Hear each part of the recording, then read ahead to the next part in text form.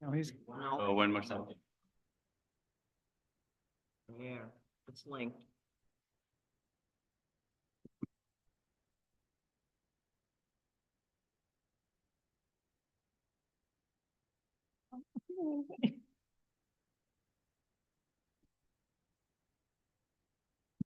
Hey, good evening, everyone, and welcome tonight, March 14th, 2024. Call to order our Board of Directors regular meeting. We have the land acknowledgement and anti-racism statement online. The time is 7:02 p.m. Roll call, we have Stu. Is Stu joined us via line?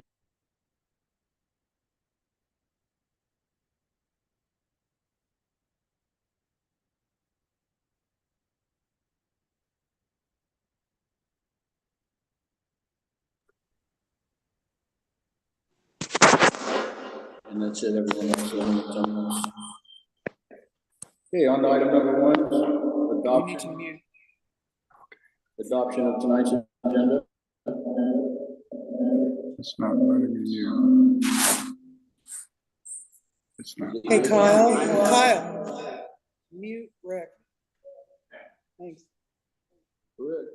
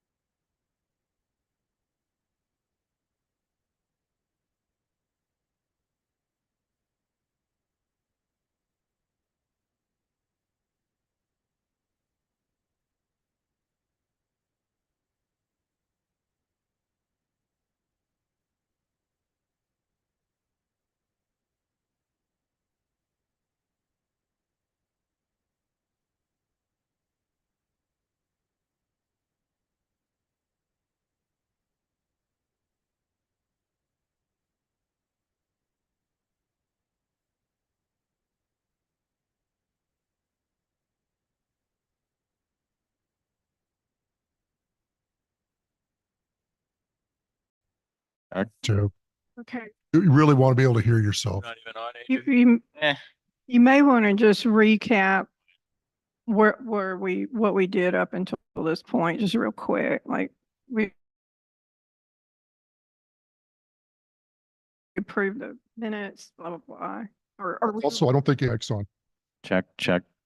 There he is. All right, so there's nothing to add. No, I'm gonna go back and look at transcripts.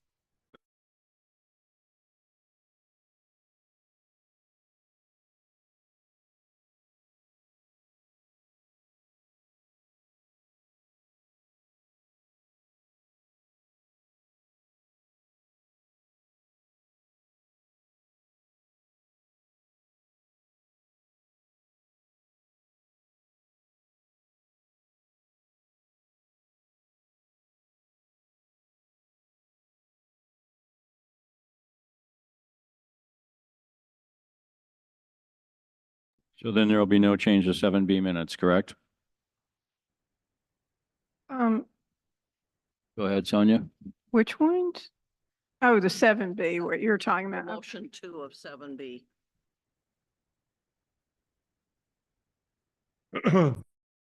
What's our current motion to do? Is to approve? To approve the February 28th, 2024 agenda with Minutes. minutes Correction. with corrections as agreed.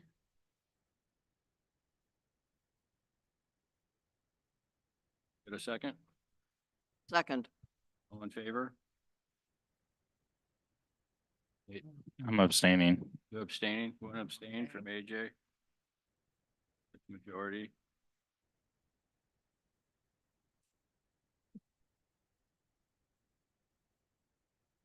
Okay, moving on to item number 3. Excuse me, moving on to item number 3. 3A, new golf director. Joanne? Sudden Valley Community Association is pleased to announce that Kevin Leduc, who is currently our head professional, will take over from retiring golf director Brian Krulak on April 1st. As we announced last May, Brian is leaving Sudden Valley after 13 years here to focus on the development of a personal business. Kevin Leduc is very familiar with golf at Sudden Valley, having spent 7 years as our first assistant professional between 1992 and 99 before leaving Sudden Valley to become head pro at Echo Falls Golf Course. His career in golf also includes positions at Loomis Trail, Semiahmoo, and Eaglemont. He returned to Sudden Valley as head pro in 2019, where he has supported the smooth operation and consistent growth of our golf program. We're happy to welcome Kevin into his new slot on April 1st. We're confident that golf enterprise will continue to flourish under his direction, and we invite everyone to stop by and wish him well. Thank you. Awesome. And I want to thank Joanne Jensen for her help in making this happen. Okay, moving on to the next announcement is item 3B, board and committee vacancies. Rob, you want to give us an update? Sure. So at this time, there are 2 people who have applied for the open board seat. And applications are still open until Monday, March 18th at 4:30. At that point, we'll be contacting the applicants to give them information about the process of the interviewing and what order they will be interviewing in. So I don't know if you want to take care of this now, but I would recommend the board move up the date of interviews. Possibly to the 28th this month. That's when our next meeting is. That Right. works for you? Works fine for me. Okay, thank you. Just start at 6 o'clock if we're going to do interviews. There's only 2 at this point. 6:30 maybe. That's because that's a finance. Isn't that when capital request and other financials are done? It's probably going to be a long meeting. Okay. I think that's good. Okay. Yeah, If a lot of people we'll tentatively we'll say that if 10 people Yeah. submit their applications before the 18th, we'll then maybe move it to 6. But I think 6:30 is enough. Yes, and then, in terms of ACC, they are in need of 5 members, so,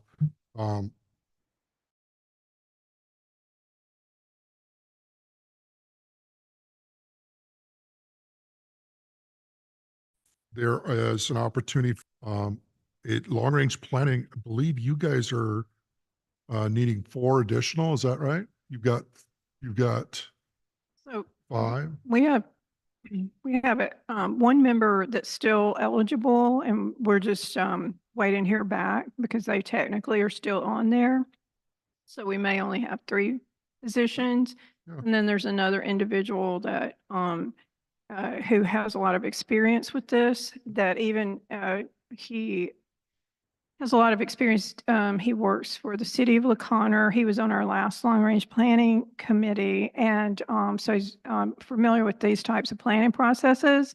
It's the timing of whether or not he can commit full-time. So no matter what, we're going to ask him to participate and lend his expertise into the planning process, but we're hoping that he'll actually have the time to join the committee full-time. We're just waiting to hear back on that. So 2 to 3. Yeah, so the, as you know, the committee should have 9 community members and 2 board members. Also, would you please let us know which 3 will be leaving this year? Because 3 people are supposed to come off the committee every year. So it was a little bit of an interruption last year, being that you guys didn't meet. But if you could identify those 3, that would be good.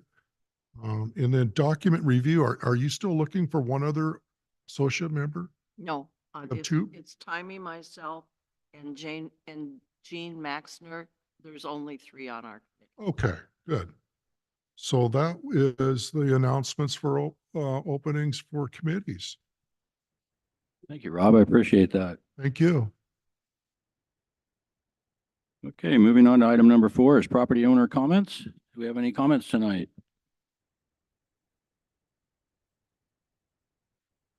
You can just come up to the podium there if you have things to hand out.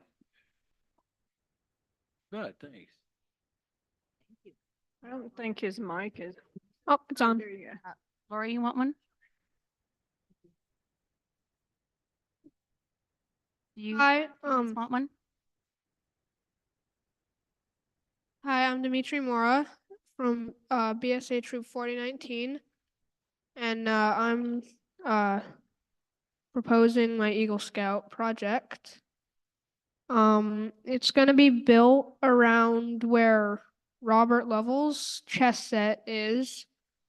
And it's going to add giant Jenga, giant Connect 4, and giant checkers. And these will, so the Jenga pieces will just kind of exist on their own, but the chess pieces will be able to be compatible with his chess set, and then they will also be able to be used on the Connect 4 set. So it all kind of works together. Yeah, it's just and then I've already received permission from him to build like near and around his project. So yeah. So yeah, that's it. There's some sketches in the notes of how, oh yeah, it's gonna have storage benches that match the ones that are currently there. And then there are some sketches around that show the dimensions and the materials and everything that'll be needed. And then there's also some building instructions. So this will take probably, if we're working quick enough, I'd say like a week, maybe 2 to finish. And then, so yeah, it's gonna be assembled in a couple different locations, like the actual like Jenga game will probably be assembled somewhere, and then like It's like we're gonna assemble it somewhere, paint it somewhere else, and then then install it. Yeah. I think that's it. If anyone has any questions. You've put together a really good presentation. That's really nice. Thank you. I'm just curious, so it looks like I'm not really familiar with this other setup, so are there locks on those Oh benches? yeah, there are locks, and then you can get the keys from the front desk downstairs. Thank you. Linda? I was just gonna say, I was gonna recommend to Joanne, because that area down there during the wet season sometimes turns into boggy meadows. Yeah. It would be really good for you to make an appointment, maybe with you and your dad, sometime where they could meet with maybe our maintenance manager and arrange to maybe put some, like, basically figure out where you're gonna have it and put some little stakes in the ground so that they would know where it's gonna go and stuff. Yeah, just like plan it out. Yeah, I haven't decided exactly where it's gonna be. It's probably, so if the parking area is right here and then the beach is down here, Mhm. PM beach is down here, it's probably gonna be built on this side. So, So I checked with our maintenance and facilities manager, Mike Brock, and he basically said that he would be willing to work with you and coordinate picking an appropriate location to install these things. So his concern is that we don't add too much to the requirement for maintenance in that area. And anytime you install something, you have to mow or weed whack around it. So we want to make sure that it's all good. And so I will share your contact information with him tomorrow, and then he'll reach out to you and you guys can schedule a time and get it all sorted out as long as no one raises any objections. Yeah. The only other question I would have is like continued maintenance on it, painting annually or, that kind of thing, Right. Gotta make sure Mike would discuss that. But thank you very much for your presentation. I certainly appreciate it. Oh, we have Rob? Your name's Dimitri, am I right? yes. Dimitri, you should be very proud of yourself. This is really well thought out. I love your bill of materials and I love your process instructions on how it's going to be built. So good for you. And Thank you. thank you for bringing your project to the community. Good for you. Thank you. So, Go ahead, Sonia. well, since we're talking about altering a common area, I'm wondering if we shouldn't have a formal motion regarding approval. Like I make a motion to approve this project contingent on approval by the Maintenance manager? maintenance manager. Yeah, I don't know. I made that up on the fly. I don't. Well, what we could do is add the specific location through a conference with Mike, and then we'll write it up and bring it back. How's that, guys? And Because then you'll know where it's gonna be and everything else and any problems they have or how they got around them. But in the meantime, can we commit to Dimitri and the Boy Scout troop Oh, that yeah, Mike will be reaching out to Yeah. him and absolutely. so it'll he be- can continue? Yep. You're on a bit of a timeline, I'm sure, because you have to present to don't you have to present to the troop? I already presented to the troop committee. After this, I just have to present it to the council committee. And then once that gets approved, I can start working on it. Well, when the time comes, when you are presented to where you receive your Eagle Scout, would you let us know? It'd be fun. Yeah. It'd be you're doing this project that Mhm. maybe some of us might come and support you. I could do that. So Dimitri, it looks like there will be a fair amount of expense in building materials. Is that fundraising part of the project? Yeah. I'll be making money I'll probably receive, well, I was told from my grandfather that I would receive generous donations from him as well as my Tio Aaron. And then if I need any extra money, I can get that from the work I do as a hockey ref. Nice. Nice. Nice. Good job. Good Thank job. you very much. Thank you. Thank you. Joanne will be Thanks, reaching out to you. Dimitri. Thank you.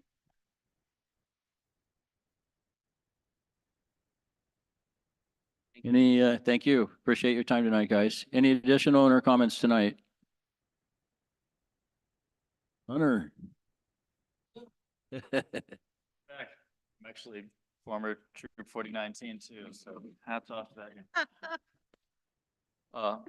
Yeah, I just wanted to, sorry, here, I'm gonna have to lean a bit, to come back in and just ask, if there were any other questions I could answer around the music space proposal. I sent out an email, I think, earlier this week. So the only update that I had from there, because some concerns are expressed over sound bleed, I did a test down at the proposed room with front desk staff. I really don't think it would be a concern. It was barely audible even before I hung any soundproofing, of course.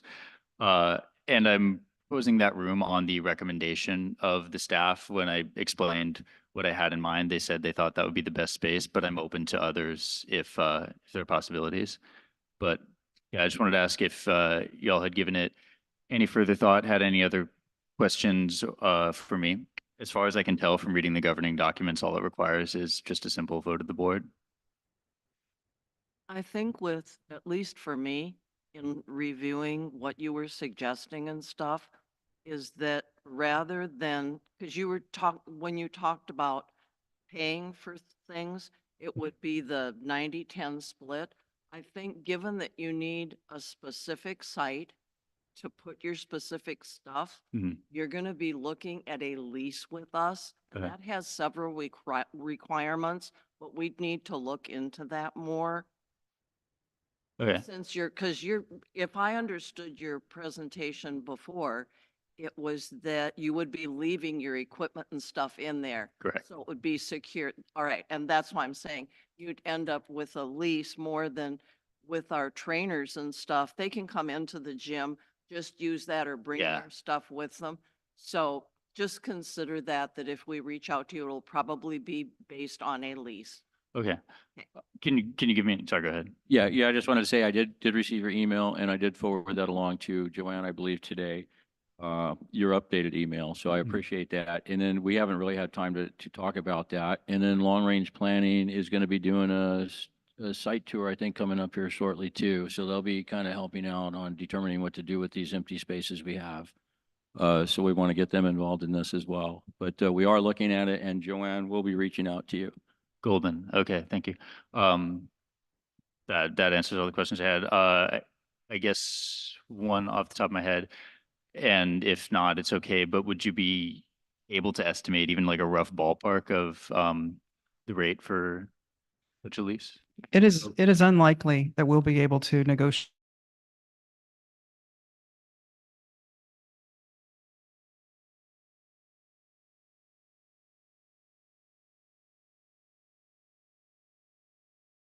Considered, and it's being seriously considered, as the directors just indicated.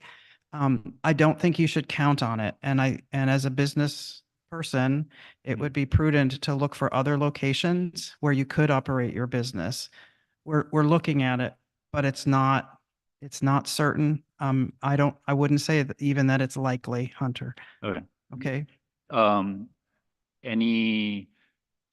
there any other SVCA buildings within, anywhere where there's potential? The reason I came to sorry, go ahead. Yeah, no, you're good. That's exactly what I was thinking and why we need the long range planning committee in on this too. And they're doing, when is that tour? Because this week, or it's March 22nd. 2nd and 23rd. So they'll be actually going around and looking at all these empty spaces like one that you're interested in. And then we had concerns about the location. I appreciate you doing the sound tests and things like that, but there might be a couple other locations, but we're really not sure right now. We have issues that we need to take care of, like storage. We have archive storage we're greatly concerned about and have been for a while. We need to address a few things first and then find out what space will be left. That's why we're saying timeline. I don't know if we can do it quick enough for you, because I know you wanted to be in by May, I believe it said, and June, and that could be the end of June. And this, I guess, is just sort of a learning thing for me. I gave the proposal to the staff here back in August, I think. And then finally was like, okay, I should probably just bring this to the board directly. Right now, like I said, I run it from home. I moved back with my folks and pitched them on 2 years to get the business off the ground. And then I have my next living situation lined up. They've been very generous and said, don't worry, we're not kicking you out anytime soon. But with the timeline that I proposed to them, that would be in June. I'm sure they'd be willing to extend it for a few months if needed, but I don't want to keep them waiting there. Yeah, appreciate that. Really quick, how many children do you have currently that you're, or kids? Students, I'll say students. Yeah, because I was gonna say almost half are adults. Yeah, I I would believe figure. right now I have about 25. Okay, all right, thank you very much. All right, thank you. All right, thank you, appreciate your time. Any additional comments tonight from Michael? Hi, good evening. My name is Michael Wadsworth and I'm at 5 Western Lane. And I came tonight to speak to the board and to the homeowners. I see a lot of conversations about decisions that have been made in the first 3 months this year. And I owe a couple of people on this board an apology for not supporting them after I voted for them. I'm disappointed in the last board for lack of communication. Came in with this last group being promised unity and one representing all the homeowners. I haven't seen that yet. I'm really disappointed in the board members that did not recuse themselves from voting on something that benefited them as our bylaws state. I'm disappointed in the board members that didn't force them to recuse themselves as the bylaws state. You're elected to represent us homeowners and to follow the bylaws, and you didn't. I'm want to encourage the homeowners to come and fill these chairs because apparently they need to be watched. That's the only way this is going to change here. I've heard different stories and different comments to me in person about the reasonings and everything. One of you had the audacity to say it would create a hardship, and I know you do 2 or 3 cruises a year and you have Seahawks season tickets. So if you can't afford your boat, you might have to sell it or do something else. And I know what it cost in Bellingham to moor a boat. I have many, many friends. I work in the boating industry. You did a disservice to the rest of us homeowners by the way that you did this. And they know it and they're watching, and we're hoping that something can be done to redirect this because it should have gone in as the homeowners suggested. And you can call it whatever you wanted. You put a vote out there to get us as homeowners to get our opinion, and then you didn't even listen to it. So why'd you waste the ink and the time and all that? That's why the last board put it out there, was to get an advisory about how do the homeowners feel? That's who you represent. And I'm really disgusted with not only the board here, but local government, state government, and federal government. They're all doing the same thing. They promise sun, moon, and stars, and all we get's the shaft. They come in and they do opposite and do not represent their constituency. It's got to stop. It's a disappointment. It really is. And Sonia and AJ, I do apologize. I was harsh with you. I was really hurt because I didn't get the communication that we spoke so passionately about when we were doing the bylaw change for dues. And I'm disappointed in the other people that I listened to, and I'm not seeing you do what you said you were going to do. So I would like to encourage the board to relook at this dues for the boat slips. You own a boat, you have the money to have a boat, it's part of the responsibility, and you should be paying what is the going rate as they do in Bellingham. Thank you. Thank you, Michael. Thank you, Michael. Good, Linda? Michael, before you leave,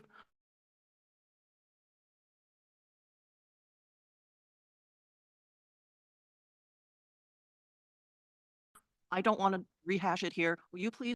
Well, I'm sorry, but it is. And I'm sorry, I guess we will agree to disagree. You can't charge a use I don't think fee. this is board response time. It's property owner comments. No.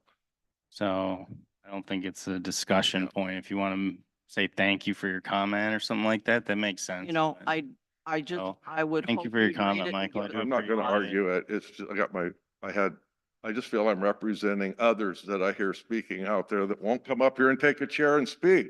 And that's why this stuff happens. That's why it's happened. I've been here since 2016. And that's why it keeps happening. And the homeowners sit with their head in the sand, and this is what we get. Thank you, Michael. Appreciate your time. Good to see you, Michael. Okay, moving on to item number 5, General Manager's Report. Thank you.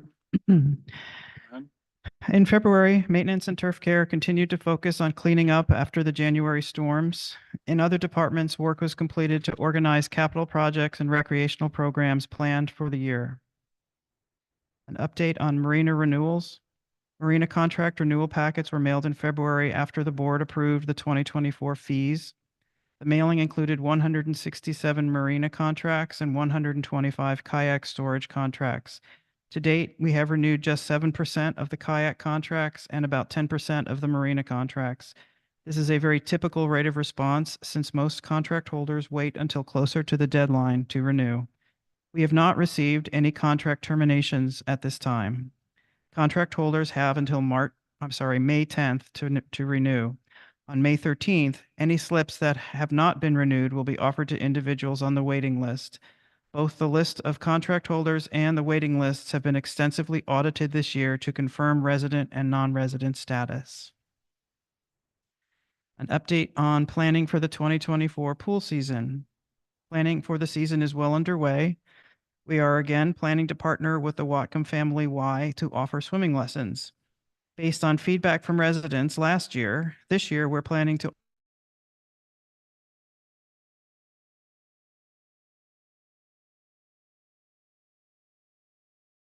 offer weekend classes as well as weekday classes at the Memorial Day weekend. This year, opening day will be Saturday, May 25th. Although several of the 2023 lifeguard staff will be returning in 24, we are looking to hire additional guards and will be offering on-site certification training as has been done in previous years. Unfortunately, our 2023 water aerobics instructor will not be returning, so we are actively reaching out to other qualified instructors in the area to find a replacement. Rules and regulations. In February, administration began mailing notification letters to residents whose properties were in violation of SVCA's rules and regulations. We are doing this to encourage members to comply with the rules of the association and not to assess fines. Many members who received a letter have called to ask if they are being singled out for some reason, and this is not the case. We have assured everyone that this is an association-wide initiative, and we are actively working with members to set timelines for resolution of issues that work with their individual situations. Our goal is to resolve all the issues without having to assess any fines. Golf course update. We reported last month in January that golf revenues were down due to both fewer memberships being sold and lower green fees due to the bad weather. In February, golf revenues made up some of that difference, although they are still slightly behind year to date. Specifically, golf revenues were $238,829 in 2023 at the end of February. And this year, golf has taken in $226,870 for a difference of just about $12,000. This improvement is encouraging and reflects exactly what we expected to happen as more golfers play their first rounds of the year and pay for their memberships. Capital project update. The Marina Boat Launch Dock. Construction is now underway and is expected to be complete by the end of March.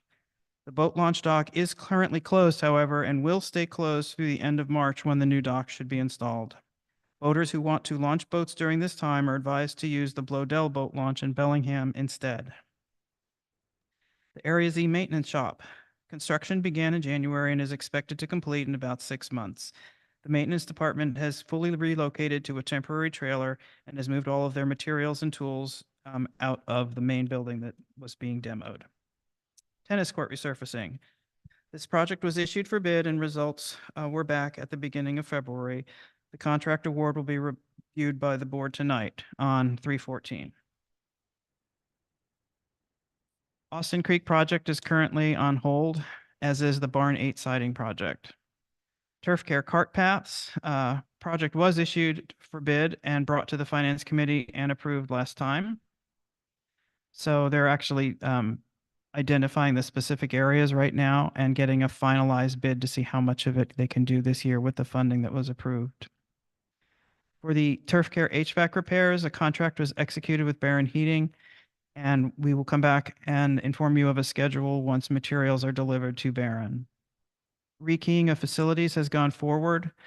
Materials were ordered, and we're waiting for the locksmith to complete their on-site work or their workshop work before they come on site. We expect that installation will be completed in May. On the 2024 road and drainage design, the design is finished and the project was issued for bid. Contract award is anticipated to be brought to the April 11th board meeting. Cold Spring drainage repairs, again, the design is complete and we're waiting for the permit to be issued. Construction is planned to be completed over the summer. The project will be packaged with the 2024 road and drainage project for bidding and contract award. The remainder of the updates are from the individual departments, and I would invite everyone to read those and understand what the different groups are doing. Are there any questions? Okay, Yes. Sonia? So the last time when you read this off and you said the Austin Creek was on hold and the Barn 8 siding was on hold, Keith and you both said that it wasn't accurate. It's not really on hold, that there was some additional evaluation that was occurring and would be brought back to us. But as far as the planning processes on both of these items, they're part of our budget. They're part of our capital planning. They can't just be put on hold behind the scenes. They have to come to the board. Board has to make a determination of what we're doing and whether or not we're moving forward with them. Not the GM's. It's not within the GM's purview to put a capital project on hold. And besides, you guys literally said it was not on hold. Say that again, I'm sorry. You said Barn 8 is not on hold. So I'm asking you, what is happening with Barn 8? So what we're doing on Barn 8 is we are getting further evaluation on the siding. I've met with Tyler, I've met with Mike, I've had further discussions with Quinn, Wilson Engineering. I've read the last 3 reports. I've just recently was given plans from the year 2000 when this barn was all the preliminary work that Quinn wants to do in his 2017 was actually proposed in 2020, but was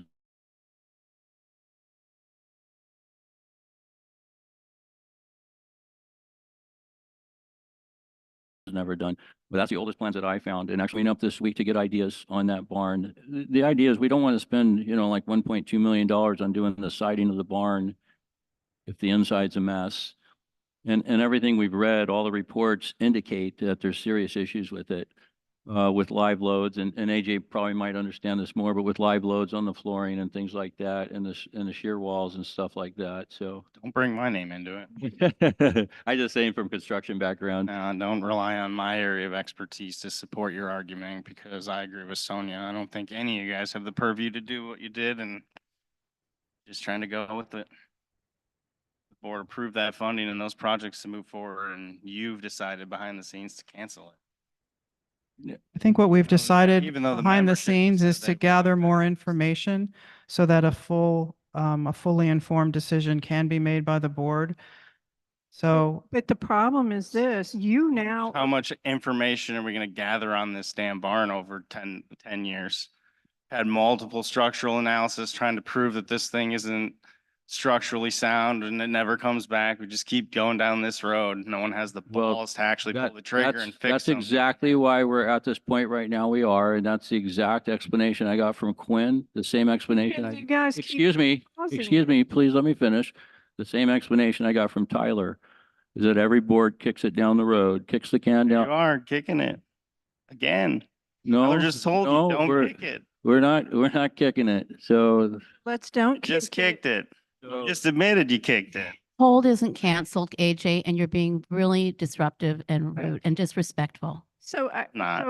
I think what the This is problem is disrespect. that it's not, you're not following the planning process. You can't, no, the issue is that the executive committee is making decisions behind the scenes.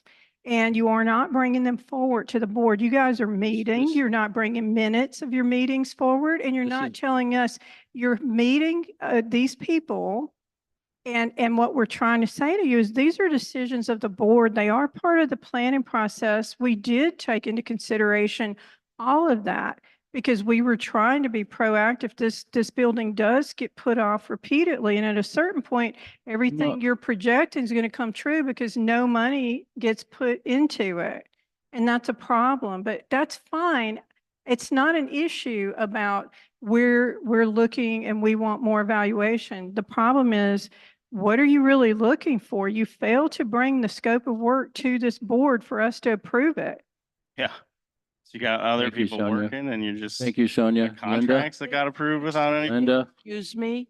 We Linda. talked, and Sonia, at one of the last meetings, if not the last meeting, we talked about what's the wood like underneath the siding.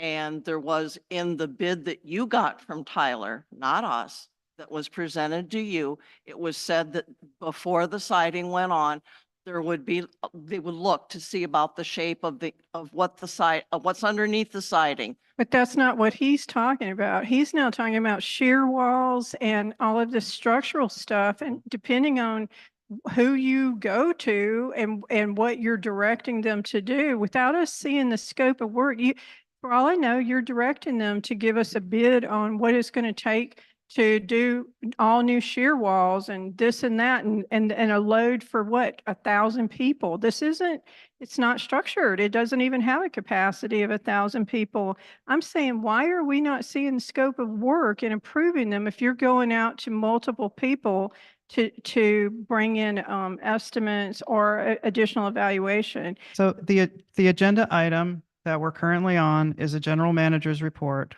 As part of that, I give a report on capital projects. The two capital projects that are indicated as being on hold are both in the same stage as they were last time I gave this report, which is we're gathering more information to bring forward to the board so that a decision can be made about whether to continue on the path of completing them or not. That is exactly where we are.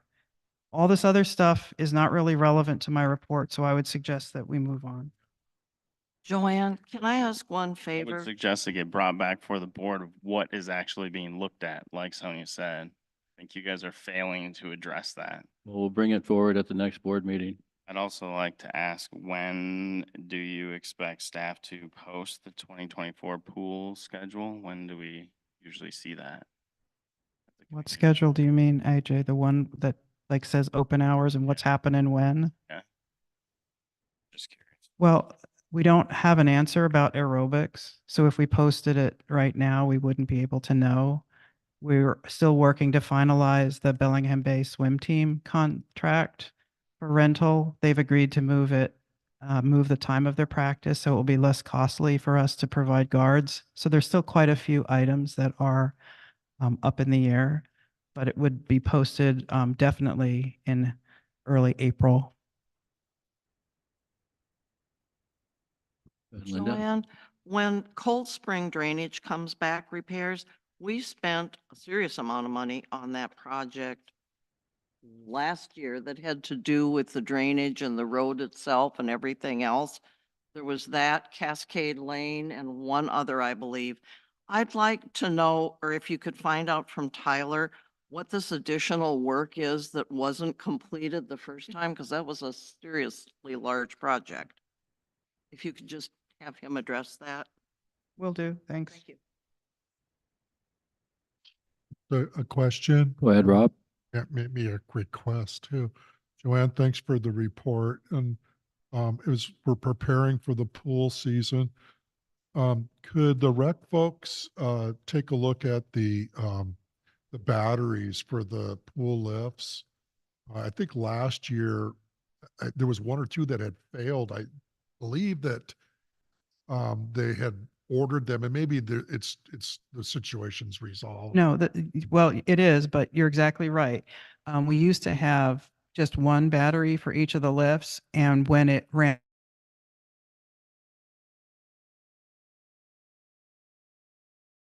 be out of service while we recharged it. So last year additionally so that it can be continuously in service. Thanks so much.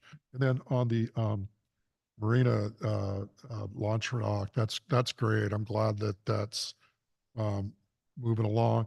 I haven't seen the contractor down there. Do you know, maybe this is a question for PNW, but do you know, are they doing like, at this point in the project, are they doing fabrication work at their shop and then they bring the material, their sub-assemblies here? Because I haven't seen any staging down there or The first step was a survey.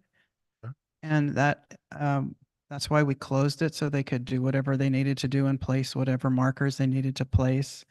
And yes, fabrication is taking place off site and then they need to prepare the site and then they'll bring it in and install it. great, because some of the tenants are like, why isn't Sawicki's down there? So yeah, thank you, Joanne. Appreciate that. Any Windy, additional? it's been really windy.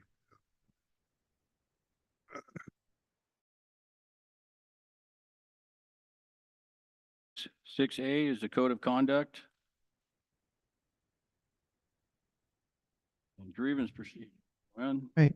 At the board meeting held on 2/22, the board discussed the need for an ombudsman to participate in the proposed grievance procedure, and it was agreed that I would pursue options for providing the service.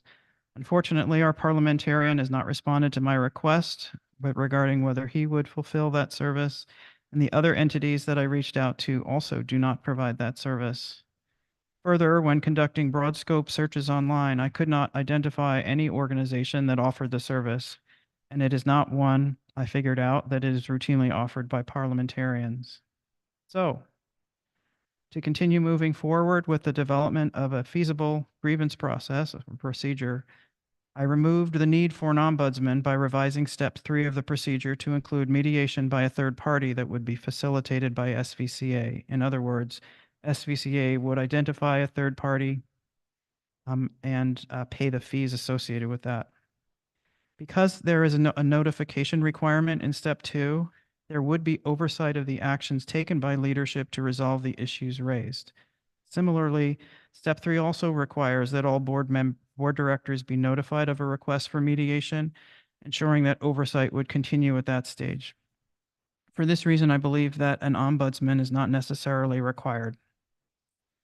At the last board meeting, some concern was voiced over who would bear the cost of mediation. In a phone call with a representative of the Whatcom County Dispute Resolution Center, I learned that opening a case with them costs about $25 and that mediation is charged at $140 per hour. I was told that most disputes are resolved in an average of 3 hours. More formal mediation that's handled by lawyers with lawyers involved can be much more costly than that. But I think what is being proposed for this body and to include the committees that are formed to serve the board is a less formal procedure than that. It's not a legal process. It's an agreement that people are entering into to pursue before taking it to the courts. And for that reason, I think that these lower costs are reasonable and that individual situations could be managed as they come up. So I have in your packets provided a copy of the revised procedure, and I asked you to review it for the purpose of discussion at tonight's meeting. Does anyone have any questions or? Go ahead, Sonia. All right. Well, thank you, because I understand. I appreciate you trying to work within what had been presented previously and running into that issue, because as we discussed at length last time, there has to be someone that can take the complaint, an independent party or whatever. So yeah, it's been, so I realize this is difficult. So I have just 2 questions. I think one is in your change, it basically says the president of the board of directors or the general manager will facilitate the selection of a third-party mediator. Okay, that's fine. And, but then it goes, once the mediation organization has been selected, sorry, I lost my place. Hold on. Once it has been selected, they will manage the selection of a mediator. Talking about you and the, who is. No, and I rewrote that a couple of times. We pick the organization presents options for mediators and they organize that process. So party A says, I want, John, and party B says, John's okay by me, and then they schedule John. So maybe we can just clarify who they are in that sentence. And then the other relates back to what you just said about the fees, because we did touch on that last time where we talked about the association covering the cost of mediation, but if the individuals want to involve legal counsel, they're responsible for their own legal counsel.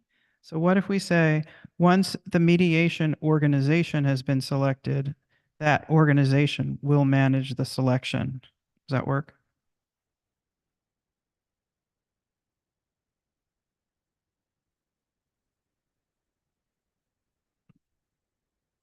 And then the final sentence is, so we say the outcome of mediation will be final unless, maybe it should go before that. So before that final sentence, the outcome of mediation is, perhaps that's where we insert SVCA will cover the cost of the third-party of the mediator. third-party mediation Yeah. organization. Because that also does the protection of, let's say, for instance, it was something that as a board, we decided we need the attorney involved. That's legal. That maybe then we have to rediscuss. Right. So should we just end it? SVCA will cover the cost of the third-party mediation organization, period? Or do we state, but not? I think if you say that, it covers it because the attorney's not third-party mediation Right, technically, okay. right? Yeah, I think so too. I mean, the simpler the better. Okay. So third-party mediation, You've taken it up another step. yeah. Yeah. And then if the parties, uh,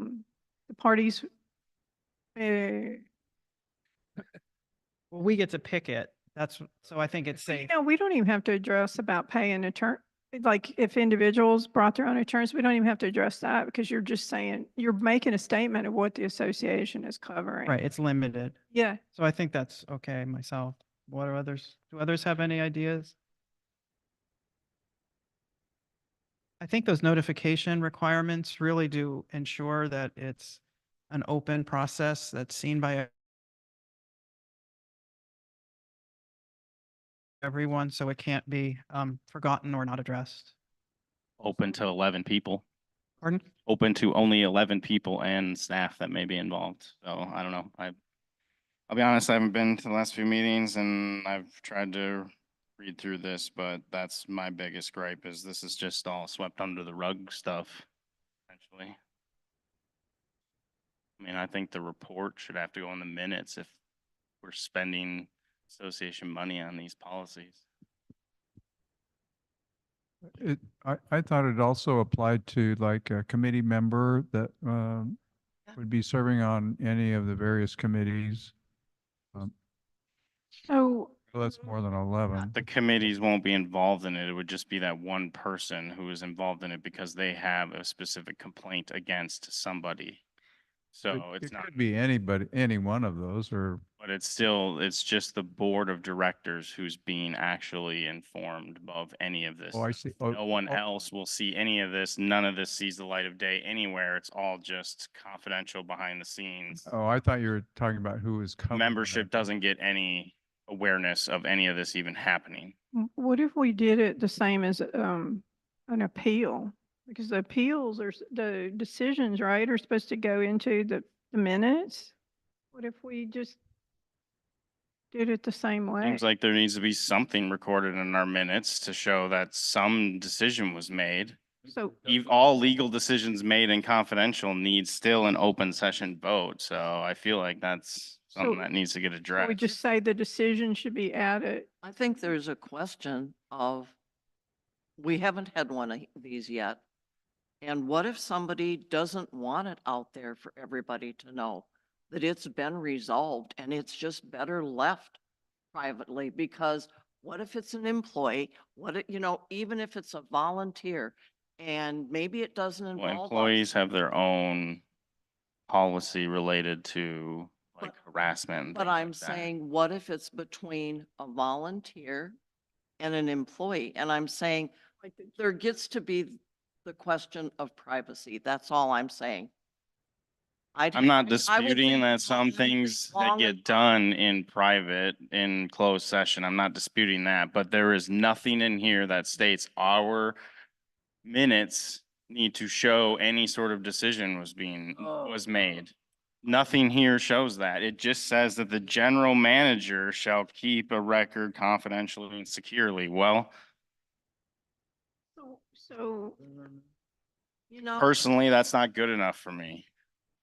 No, I I think understand. it needs to be public record. Yeah, it's actually not a bad, You would simply make a motion that comes before the board. It's no different than if we've liened someone or foreclosed on someone. We come out, it's a motion, there's a motion made still. We're not like saying those people's names or Yes, anything. you can say whether No, that there it's- has been a grievance procedure, that there has Yes. been mediation, and the situation has been resolved, and is that? I mean, at least the membership can see that something went down, at least that way.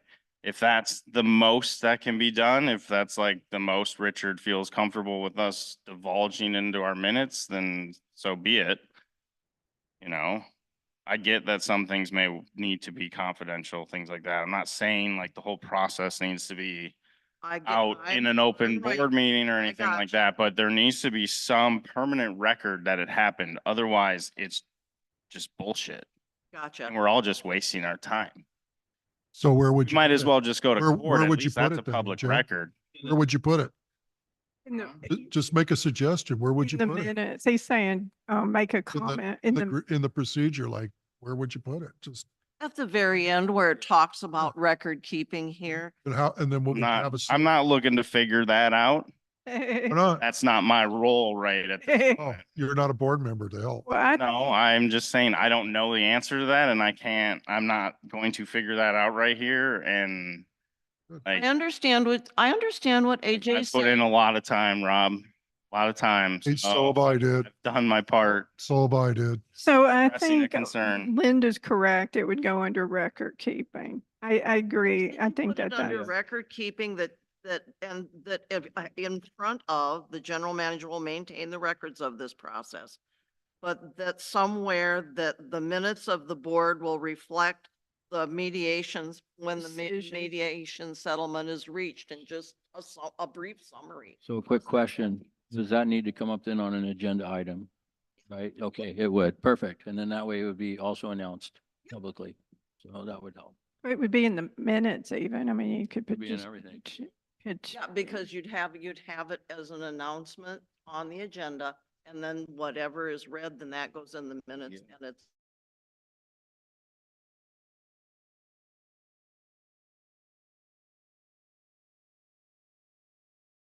Yep. Okay, so do we want to include in the minute? Resolved. Yeah, that's what I think.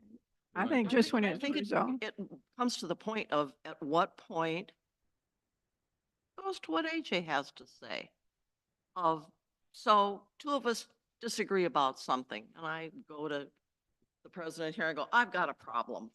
And if I can resolve it with that person and it doesn't go to mediation when we just go, yeah, we won't do that anymore, whatever, then it's settled. Is that necessary to put in minutes then too? Or is it just if you take it to the level of mediation? AJ. That's a question for AJ. I don't know exactly, I guess, but I mean, Guess we could take- the other things in like reading through this and, you know, I've read through this a number of times.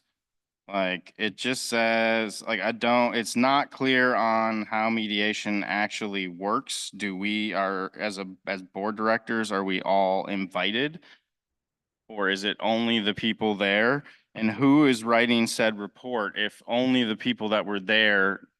The report's hearsay to me at that point, if I can't participate in the hearing or if it's written by not a third party. Third party, Is the mediator going to be providing the report? yes, Doesn't say that. that's how it works. It makes it sound like the president is going to provide the report. Where, okay. And to me, I don't think that's appropriate, or the general manager personally. So, I think the mediator should be providing the board a report of it all, and I think it should be stated as such. That's just naturally how it would work. If you go to a mediator, they would provide a written record of what happened. so where, It's just the way the process works. could you say, just say And it? it should how- be said. Like, how would you say it? And I don't know exactly where that is. I'm trying to, what is that under step? That's the last paragraph on step 3, it's like the president, general manager facilitate the selection of the center we would use. They'll facilitate selecting the mediator. And It should then go it just before record says- keeping, I think, AJ, what you're talking where about. is it? It It says, explains says that the request for mediation will automatically be shared with all members of the board of directors. A report of the outcome resolution of mediation will also be shared with all members. So we just say a report by the third-party mediator will be shared. So we just flesh out the sentence, a report by the third-party mediator will be shared. Well, you may not, you that's the don't report. want It's the whole needed. report necessarily, because depending on what the situation is, like we said, it could be something private that someone does not want divulged to you. So you don't want the whole, Board of directors gets to know the private stuff. Ju- the Just whole the board. board. okay, well, I thought you were saying that it would go to the public, which we do not want, No, that- because that could be embarrassing. No, for the, somebody. the decision or that some decision was reached, some action was taken. That's what the minutes need to reflect. What level of detail, I guess I would rely on Richard to tell us what level of detail that should be, but Well, you should. know. probably minimal, I'll admit that. And it's probably something like you said, yeah, a grievance was filed and and we went through all the way to step 3 and mediation, and it was resolved through mediation. Or it wasn't resolved through mediation, which I don't even know if that's possible, I guess. But the report is just for the board, is what you're saying. That Yeah. report is just for That's the just what I board. was trying to clarify. And I don't think if someone files a complaint, I don't think they get to say, oh, only certain board directors get to see that. That's not the way it works. That wasn't what I Okay, was so saying. yeah, so it basically, That is kind of what is happening in step 1. It allows the president, it doesn't require, I don't see anywhere that requires us to be notified as a board if an informal discussion well, it says, solution is heard. it says request for mediation will automatically be shared with all members of the board. I know, but in step 3, it says that. Well, yeah, but step 1's like this is what Linda's saying. Someone came with a problem. It was probably something minor. It's probably not something that's even involved with this, because it's something probably far more minor than what this is targeted at. But yeah, it's like step 1 doesn't require any notification to anyone, and that can all just be swept under the rug if there is a problem, and then it forces that person to then have to write a written complaint. All right. So step 1, we don't want to go through the whole thing of putting it in the minutes, but you want people to know. That's something we can do in closed session as a board, correct? Do you want that put in step 1, that at least if there's an informal complaint made, that at a closed session of the board, we just get informed, there's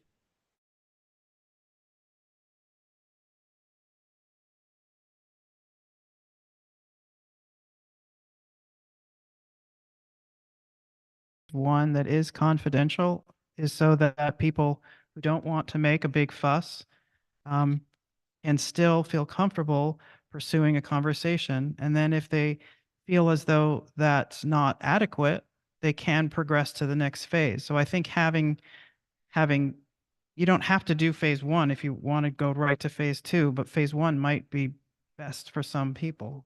So yeah, I actually That's all. I it's understand just what a you're comment. saying. I also agree with Joanne on this one because I think sometimes that's exactly what happens, especially if you feel like you're a minority board director, you're not being heard, you're also not going to, you're not going to necessarily want the whole board to be involved at that initial stage. And all there Um, has to be at a closed session is just an announcement made that there's been an informal complaint filed and that it's being worked through. Yeah, That's all you have to say. it's the same as like Doesn't what say we would bring we're out aware into of the it, you know, minutes. that It's, things occurred. yeah, I mean, I think that's fair. So Linda, you got like- it all right? Not everybody also wants to put things in writing. Some people get scared of it because they fear retaliation. I've had to deal with that in this organization with previous general managers, so. You know, I think there's other board members that feel exactly the same way. Right. We want these all together, or we still got a code of conduct and a grievance procedure? The Right. code of Are they- conduct, we basically agreed to, but we need to bring them both back together in their completeness as policies to be voted on. So I Right. guess that's gonna happen on the 28th. Yeah, so tonight we talked about the grievance procedure. What about the code of conduct? It was finalized last Was there time. any issues with that? We're done with that. We're just gonna bring it back together as a package. AJ, do you have anything to say about the code of conduct? it's not included in the agenda packet, so I did not read it. Well, it was in the last several meetings, which you did And you not were saying attend. you've Had a been chance to following it. review though, Would you so- like me to, I have a written copy. I can send it to you. Okay, I'll be in online, smarty. Yeah, eating the fact of what I was able to review on anyone Okay, so, jumped down my throat. so the motion on the table then is to bring back the code of conduct and the grievance procedures for our next meeting. Yep, the 28th, I think, yes. Okay, can we get a second on that? Second. All in favor? That is unanimous. Okay, moving on to continuing business 6B, tour facilities, strategic planning, meetings, retreat scheduling. AJ or AJ, yeah, I didn't put this on the agenda. okay. Well, your committee did. So Sonia, Well, I didn't put it on the agenda. Sonia, you want to, I thought we were just. That's already settled. Yeah. No. Well, okay, 23rd and the. yeah, you just want to, 22nd, we'll just I'm announce the pretty sure it dates was then. settled. okay, so, So let's, Now, all right, let Sonia then announce the dates and the times of what you guys are doing. so I talked with Joanne and we determined that the facilities tour would occur because it's a 3-hour tour. We like yeah, I know, we don't disappear. But so on March 22nd, from 1 until 4 will be the facilities tour. And then on the 23rd is the strategic planning meeting. And strategic planning includes the board and long-range planning. And then Joanne will facilitate that that meeting. It will start at 10 o'clock and go to 3. We'll have lunch, snacks, drinks, that type of thing. And it's really an information type gathering. This will be our first one, but it's to so AJ, Linda, and I were all on the strategic planning team previously. It'll be similar. It's a similar layout to that. So the first one is really helping everybody to understand the planning process and to begin to have input and help us to get to a place where there's consensus on moving forward. What's the plan over the next, 1, 3, and 5 years for the association? The binders Kyle put together, they're an initial binder just to give you some background on planning. And at the back of the second section, there is worksheets. I know AJ had an email he was drafting up. It'll also give you this information digitally, and then the worksheets, you'll have it also in your email. But ideally, you'll review those worksheets. It'll give you, it's like a SWOT analysis of the association, and then also asking you what your top 3 goals are for the strategic priorities. And it's helpful if you've already considered all that and kind of reviewed it before you come, because part of that is going to be, Joanne's job is going to be trying to pull that out of everybody, like what are your priorities? So, Linda. so we talk about the 3, 5, and 10-year plans. Last year, we were asked to, as board members, do that task. Nothing ever got published. When have we ever seen a 3, 5, and 10-year plan? I kind of looked through our old strategic planning stuff and what was there, and I can't find anything on 3, 5, and 10-year plans So- unless I go way back to Leslie McRoberts and when she was doing long-range planning. And even then, it's not really even clear in those documents. So it was put forward at, during the budget planning process, and the way that the plan that the 2020 Long Range Planning Committee came up with was to align as closely as we could with the vetted, documented, comprehensive planning processes that the county and other cities around Washington use, so that we're more in alignment with the agencies that we work with. It isn't 100%, but what we found at that time is that our capital planning, our 10-year capital planning that shows up in our budget didn't even match our reserve studies. And the planning was just all over the place, and then someone would come up with something, then it'd be put on the shelf. Or we'd have a 10-year plan, and again, they did not line up with the reserve study. So that was one of the main things. And what you'll see in here, that was put forward during the budgeting, and it was even, and it's in here, Okay. where it talks about the plan and how that 3-year process, impacted the budget planning. And we've made sure that every year since then that we talk about linking budgeting and strategy and how those align. And what we did come, because Joanne did that survey last year, and what actually happened was everybody just pretty much responded with all of the things that had already been identified that we were currently already working on and were budgeted that were in process. But it's almost like we're missing the step. We're missing the step of actually looking at the reserve studies, because 2024 reserve study goes all the way out, I think, 2029. But we There's no- didn't miss. No, but I'm saying in our process, because we have no 3, 5, and 10-year plans. And how do you can go into 1-year plan, that's real easy. But it's like the 3 and the 5, where it's like. We where are do, we have moving to? capital programs. That's all true, laid out but I'm for saying 10 it's in our years. bylaws and we don't do it. But it's It's never been That's- done. But it's possible to be done. It's just, Yeah, it is you know. possible to be done. that's what I'm saying. Last year, we were asked for our ideas, even if we would have just gotten a sheet that said, these are the ideas of what people have for 3, we never got anything back. Pretty sure I sent that to the board. You sent the questions, you never sent the finalization. Well, we of can, what our we can findings share were. that, but Thank you. that's fine. That's not a problem. But again, as AJ was saying, like the 3, 5, and 10-year plan is all part of the budget. That's our capital improvement plan. It is aligned now. It took us 2 years to align that with the reserve study. We spent a lot of time making sure that the capital planning and the reserve study were in alignment. Probably Well, I just needs can't to be, wait to look at probably just needs to be better articulated, because like you say, it's in the budget and it's there. Well, if But people if would the- show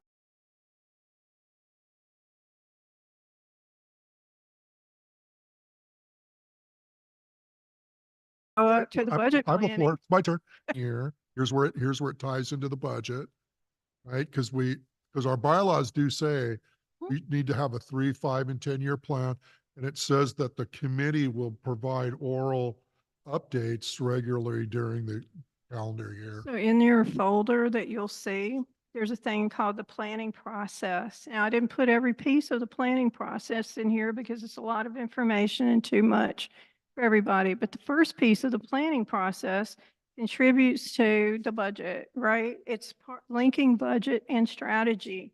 And what you see on here, the first page of it, budgeting and strategy, talks about the budgeting process and linking that budget to the strategy identified by the strategic planning team, which is actually made up of the board, long-range planning, and key staff. All of those people have input into all of this. These things that you see, where you'll see these boxes and these check marks, that was presented to the community in 2021 and continue to be presented to the community, because These things take a long time to implement, and that's the 3-year process. I think that's part of the problem, Sonia. I'm not throwing any rocks at you. I really am not. But it didn't get communicated last year. Well, I'm saying if you watch the town hall meeting with the budget and you watch any of the budgeting planning meetings, you will see that it was communicated. So if it was Also in your communicated- AGM it was ballot. communicated, where does it exist in our website, or where is the document? On the first page of the website, the strategic planning from 2021 is on the first page of the website in the left-hand column. It's been there since 2021. Sure. The budgeting, the linking budgeting and strategy exist not only at the board level where we talk about it and we put presentations together every time we've done the budget, but it's in your AGM election booklet. Perfect. And so it breaks out, each of those things have broken out into the AGM election booklet, and we print that into the booklet. We've made sure that we communicate that there is a planning process, and this is how we've identified these projects. Wonderful. I'm looking forward to seeing that all get rolled out and something tangible that we can see it as we go through the year. And I just like to remind everybody, and Lyndon, I'm sure knows this, but you know, in 2021, the board, that's the group that also rewrote the mission and vision statement and identified the strategic priorities. And the board, through a motion of the board, approved all of this, the planning process, the mission, the vision, and the strategic priorities. Cool. Thank you. Anything else, Rob? You good? Thank you, Sonia. Appreciate that. Okay, moving on, continuing business, 6C, Marina wet slip update. Joanne? Following the February 22nd board meeting, I asked Tyler Andrews to arrange for a second evaluation of the wet slip docks and to bring forward a proposal to get another design and engineer's estimate. I also asked that he direct Ashton Engineering to look at their design and suggest elements that might be changed to reduce costs.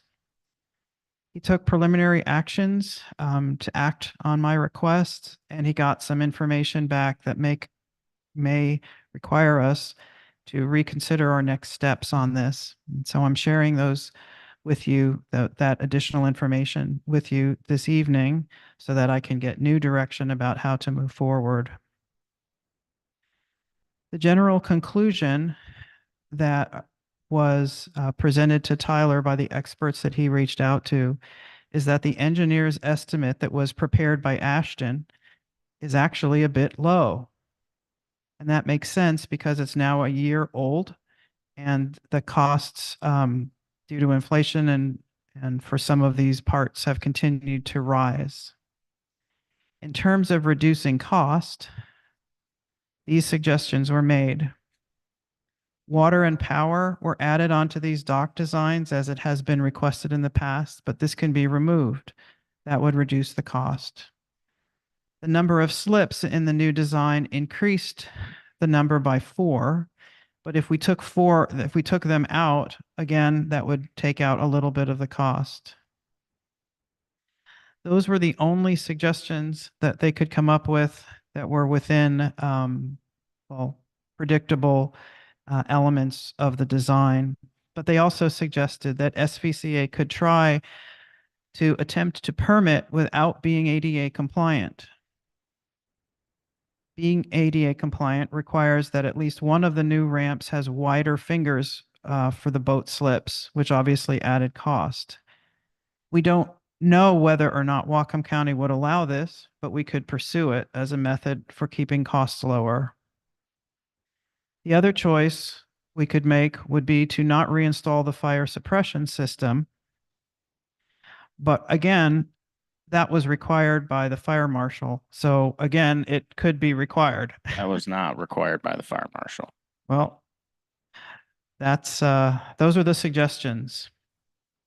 So the direction that I got from the board was this estimate seems really high. You know, shouldn't we go out and find one that's lower? But the two experts that Tyler approached, and both of those folks were actually recommended by Kingworth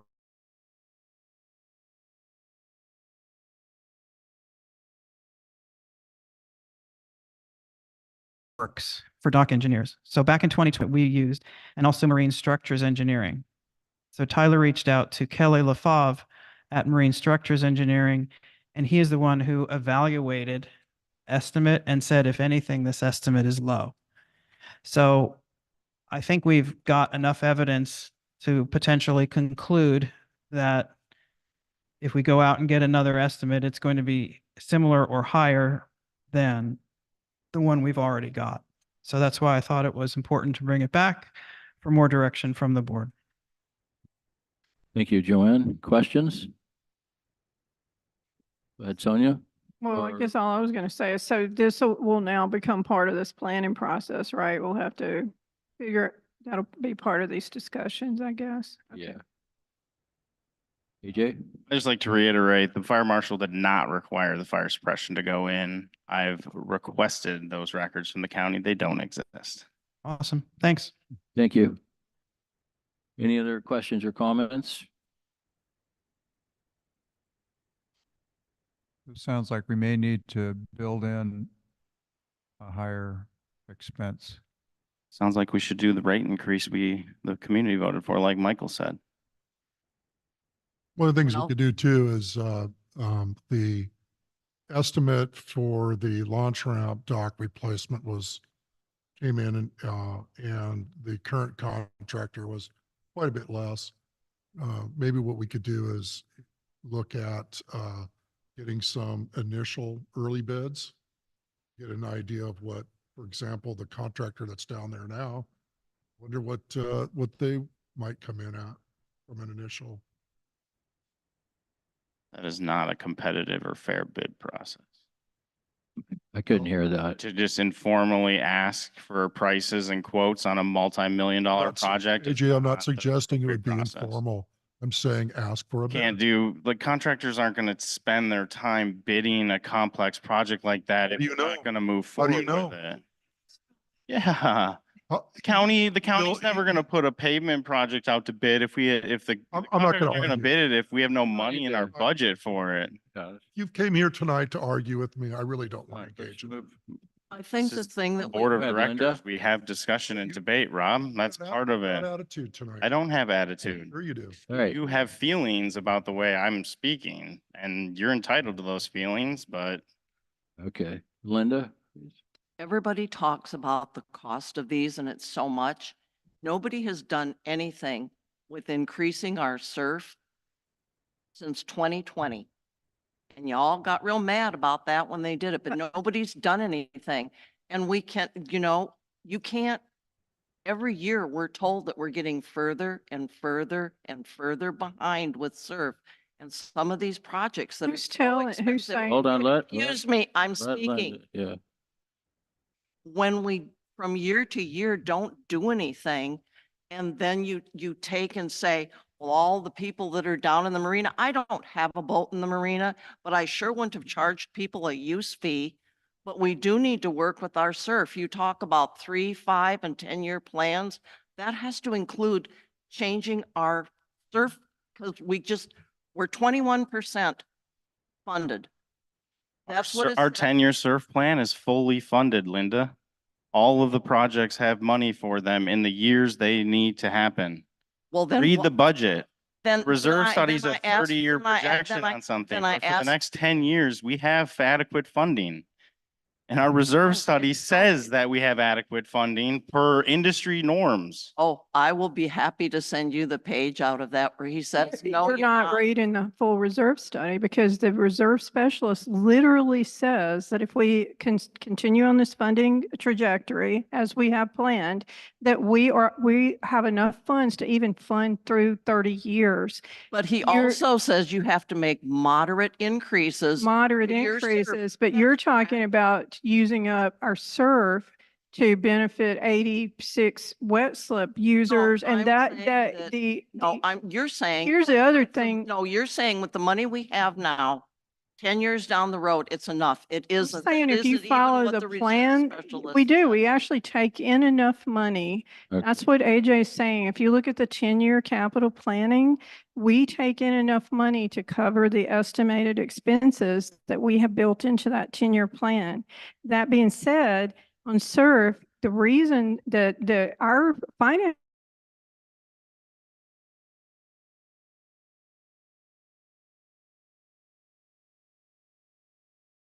we don't make these things up. We have X's that when you're talking about the reserve study, we actually removed almost $14 million worth of non-existent buildings and projects and equipment out of that. That's how the decision of not increasing it, because it was falsely and artificially inflated to say that we had all these additional assets that didn't exist. They did not even exist. We're way off topic here. Let's get back. We were That's talking fine. about the Marina wet slip update.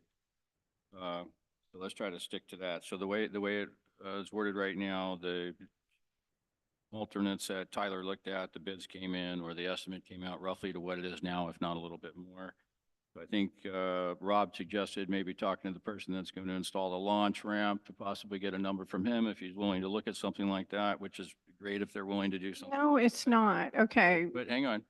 So what I'm suggesting right now is that we would do is we would wait until we're talking 2029 is roughly, or 2030 when they need to be replaced. Maybe we would wait till 2028 to start getting an actual bid, an estimate at that point of what it's actually going to take. Then we'll be closer to the actual dollar amount instead of doing it, 6 years premature. Sure. I just really like to encourage everybody to follow the appropriate planning process, because I feel like if you would do that, you would No, I be. agree. I agree. Like Yeah. we keep going forward with the current plan now and then revisit it Well, again. part of the plan is to look at all of the things that you're talking about. I mean, also, it allows community input. It allows every aspect of the organization to bring in input and for more expert opinion. Yeah. But it's just part of the process where it continually gets revisited during that period of time, so that there is a place where maybe some people won't be happy, but the majority of people will, because they'll have felt like they were a part of it and that we've built consensus on what the final decision is. Yep. So the statements that were made at the last board meeting were that, and I've heard these repeatedly, were that the estimate seemed really high, and were we buying a Cadillac instead of a Toyota? And I think what we've learned so far is we're just buying a dock similar to what we have now, and the price that was in the engineer's estimate is valid. So that question has been answered through convergent validity. We've gone out to an assortment of experts who have looked at it from different angles and said, yep, this is a pretty good estimate. And so the question's been answered, right? It's a pretty good estimate.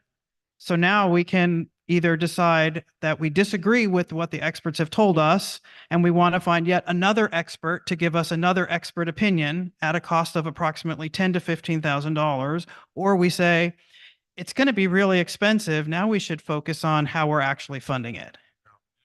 Okay, so that sounds like that's where we're at.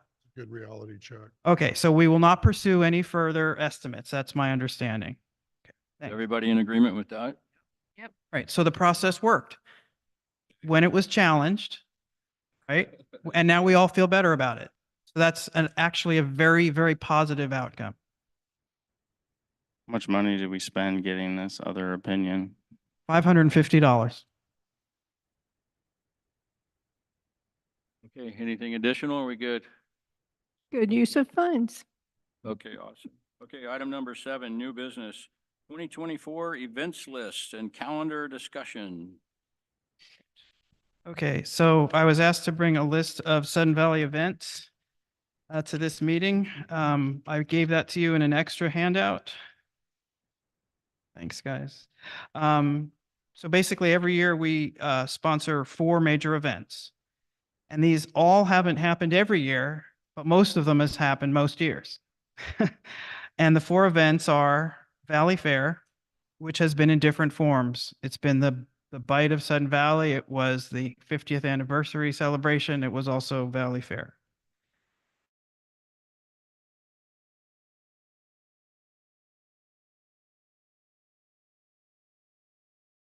Trunk or Treat has been one of our more considered, and that typically happens in November. And the tree lighting is something that we did new this year. And considering the amount of marketing and preparation time, it was a pretty positive event. And the plans are to link it to a thank you in 2024 for all of the work that our volunteers are going to do for us this year. So in 2024, we propose that those be the 4 events that we hold, and we have come up with the following timing for those events. So what I'm here today to do is to request that the SVCA Board of Directors approve the proposed dates for Valley Fair, Trunk or Treat, Holiday Market, and tree lighting. You actually have dates for those? Yeah. Yeah, they're on this. Oh, on your hand, yeah. Yeah, it's great to have that planned up ahead of time so everybody knows when they're going to be, and like the artists and crafters can know the holiday market. I think it's really nice to plan ahead like that.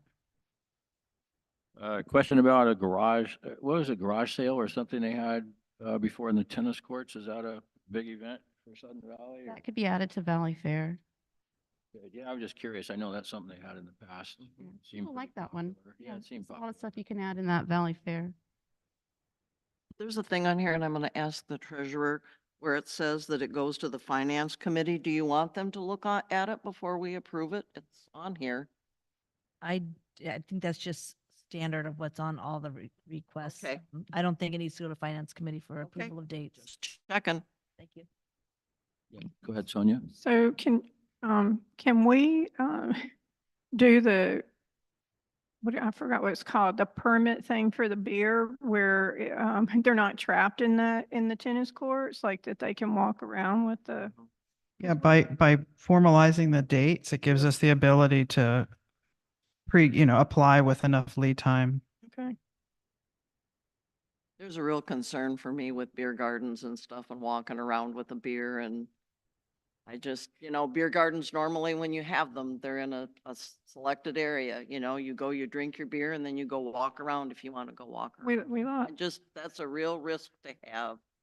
I've just seen too much stuff, and even people get overserved in bars that we used to have here, and it's just, I know, if we have a beer garden, it needs to be enclosed, even if it's just in a tent. We just lost a lot of money because it was really hot and the people didn't want to stay still and they couldn't be with their families while they were having a beer. So we barely broke even on the beer because of that. So I would say if we're going to have beer, I hear you, Linda. But I think if that's the case, then it's a decision to decide, is it worth having it if we're The question is, so you do that, like you can look at any place that any of the places that serve alcohol around here or beer, they're beer gardens, and they control how much they serve somebody. If you have more than one person serving, can you overserve? Yeah, it's only beer, but can you overserve? Can you serve someone that's underage? I'm just saying there's risk. So I think that there's lots of input that we could get from the community and from the board of directors regarding what's appropriate at each of these events. But the first step towards organizing is to say, yes, these are the right events and those dates look okay to me. Can I Works get a for me. motion on the events? I would move that we select the events and the dates for these events that Joanne has presented to us in this memo for the 2024 event dates. All in favor? That's unanimous. Thank you, Linda and Joanne. Okay, moving on to item 7B, Long Range Planning Committee Board Appointments. You have I guess, second director and staff personnel we need to assign. And then so question, AJ, you're still chair? Okay, and then who's going to be your co-chair since Sam left? I'll nominate Sonia. Okay. All in favor of Sonia? Any other nominees? That was it? All in favor? Okay, good. Thank you, AJ. thank you. And then for your staff personnel, yeah, thank you, Sonia. The staff personnel, we're Kyle. I nominate Kyle Colton back. You all in favor of? What is this staff? Like he's gonna sit at our meetings? That's your staff It's person. your staff person. Not if you don't need him to, but It's gonna help you out. yeah, we certainly. Actually, in the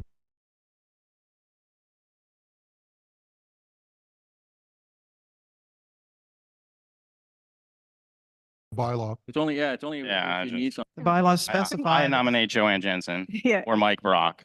Right. Both of them are far more qualified to sit in the meeting with us. The requirements as outlined in the bylaws indicate that the person is a support person to do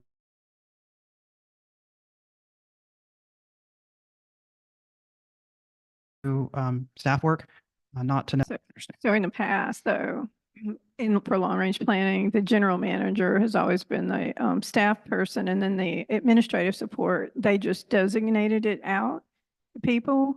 I mean, I can respect if you don't want to do that, but I'm just saying I can, I also appreciate what AJ's saying, because generally it's the general manager, because it's such a high-level committee. It impacts a lot of areas of the association, so it's usually helpful to have the general manager participate. I think if there's meetings where it's absolutely necessary, but if you're just doing some of your normal stuff, is it necessary that a general manager is there?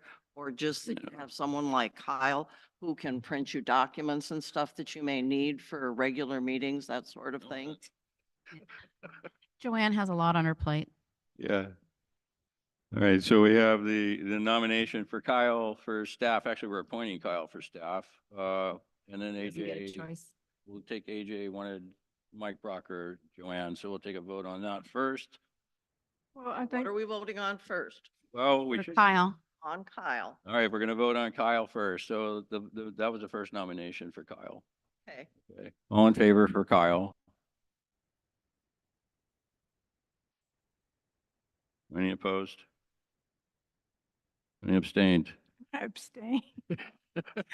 Yeah, I got to. All right, majority, it's Kyle. Majority for Kyle. You win, Kyle. I got it. Okay. Okay, moving on to item 7C, Appeals Committee, alternate member. This is for the, yeah, go ahead, Timmy. Yeah, because of the appeal, Keith has been involved in some of the issues, and he would prefer to recuse himself from that. So Rob Gibbs, can you come on the committee with us? Absolutely. Yes, Be happy to. I nominate Rob Gibbs then. Sorry, but Doesn't the appeals committee have to vote? I don't know if Rob can sit on They it. make a decision. right, but don't they have As to a be? director, Not a- it yeah. doesn't say, you Yeah, know, we- the only time. It's the it committee would- vote. So, Yeah, just one at a time. Go ahead, Sonia. well, okay, so in reality, a director is only a voting member of the board. So does the bylaws say the appeals committee is made up of directors or Just board as a members? Direct, It just says a director. But a director is a voting member. Like you're not a board, you actually aren't a director unless you're a voting member of the board. So if it says director, you wouldn't qualify because you don't vote. You're not a voting member of the board. I think the bylaws say there are 2 non-voting directors as well as 9 voting. Yeah, but I'm saying there's a section there for the appeals committee. I don't know exactly what it says. Well, it's the Appeals Committee, so is that a problem with that? Well, if, Do you see? it would be a problem if if it's not allowed in the bylaws. Oh, yeah, but that's what I'm Yeah. saying. So according to the bylaws, it didn't say anything about a voting director, it just said director. it says, the number of directors, the board shall consist of 9 voting directors who shall be members in good standing throughout their respective terms of office. In addition, the board shall be composed of the following non-voting members: the chairperson of architectural control and the chairperson of nominations and elections. They're still directors. The legal definition of director is a voting member of the board. That's actually in the laws that we follow. This is Right. RCW. I am a director. I am a non-voting member. I can't vote on any of the motions in this meeting, but I am a director. according to according to the what? bylaws. It's not though. She just said you're just a member. You're a non-voting member of the board. There's 9 directors and 2 non-voting members. But it's in the directors section. It's under board, right? It's under directors. 9 voting members. So why don't we do this? Sonia can research it more if you want, but we can move forward right now, continuing with Rob is. Also, why don't you send a note? Would you please send a note to Richard Davis? Because in this open meeting, it's being said that I am not a director. And I'd like for him to. Doesn't mean you're not a member of the board. Let me finish. Sorry, Sonia, I just have the floor. I would like to have a legal opinion on where I stand. Please. Okay. Thank you. Go ahead, Sonia, I'm done. Well, I want to make it very clear that your position hasn't changed. You're still a member of the board. You're a non-voting member of the board. So it's just a definition and a name. Nothing else has changed. It was just for clarity about, I don't actually, in the grand scheme of things, I don't personally care one way or the other. If you're on the appeals committee, that's not the issue. It's just a matter of, are we violating the bylaws? That's all.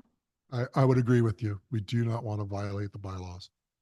Sonia, would you like to volunteer to, Keith can't because he has a conflict of interest. If somebody else would rather stand up that are one of the, more than happy to have someone else stand up and do it. Rick's going to be out of town.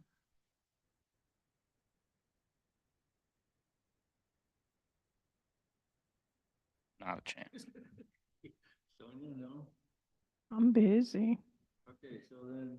Okay, so here, hold on. So the appeals committee shall be, here you go. I might be able to answer this whole issue.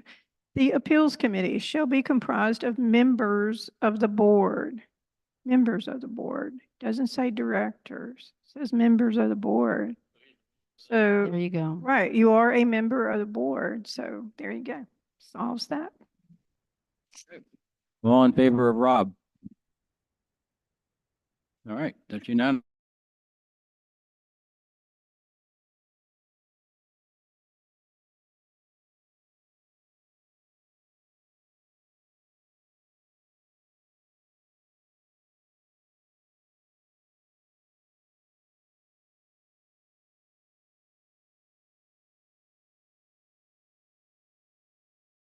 $75, which includes both the initial recording of a lien and the final release of a lien once an account has been paid in full.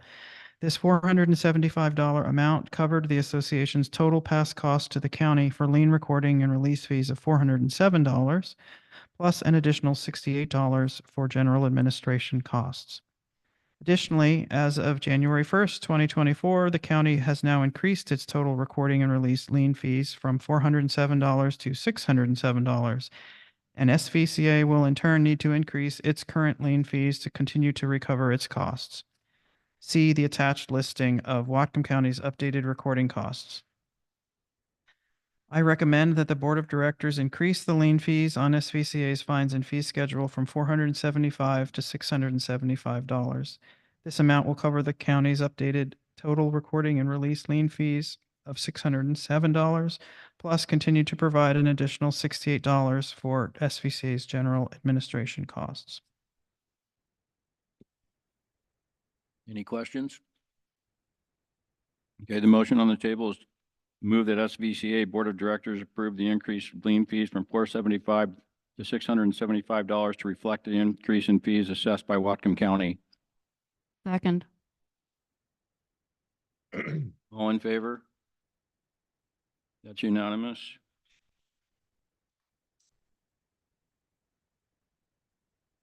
The next approval request is for the pool services agreement. Sesco Solutions has provided chemicals and pool services to SVCA for several years. They've done a good job maintaining the health and safety of our pools. To obtain a permit for operating a public pool, a certified pool operator must be under contract, and Sesco satisfies that requirement. The proposed 2024 pool services agreement is similar to the agreement approved in 2023. The actual costs incurred in 2023 were slightly below the estimates given at the start of the season. We expect that, barring any unforeseen issues, 2024 costs will also be below estimate. The table below shows the breakout of estimated costs by category and shows a comparison to the 2023 estimates. The major change here is that our maintenance crew are now doing the bulk of the labor to open up the pools. And so you can see that Sesco has reduced their estimate. My request is that the SPCA Board of Directors approve the 2024 pool services agreement with Sesco Solutions and authorize the general manager to execute the agreement. Any questions?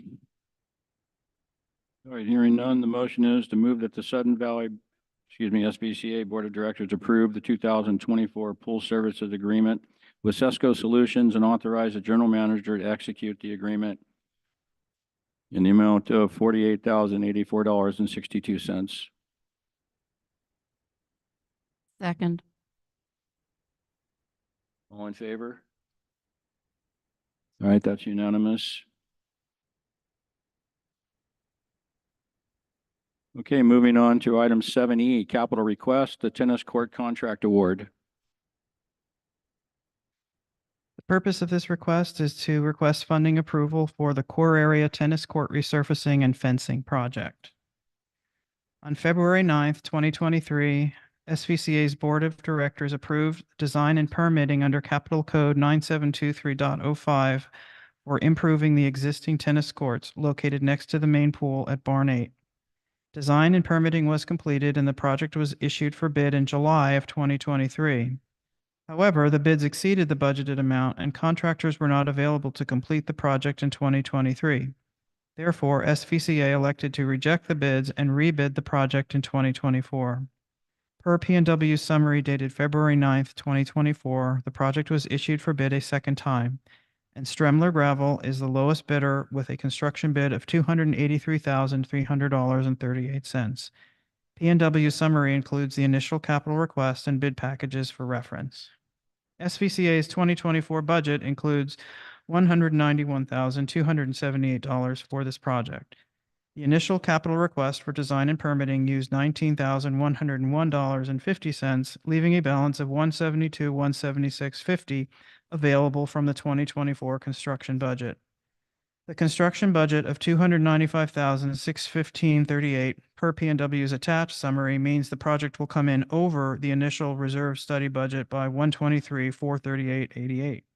However, with this project now put out for bid a second time, it appears the market price for completing repairs to the tennis court was unfortunately higher than anticipated. It is doubtful that going to bid for a third time would lead to better results.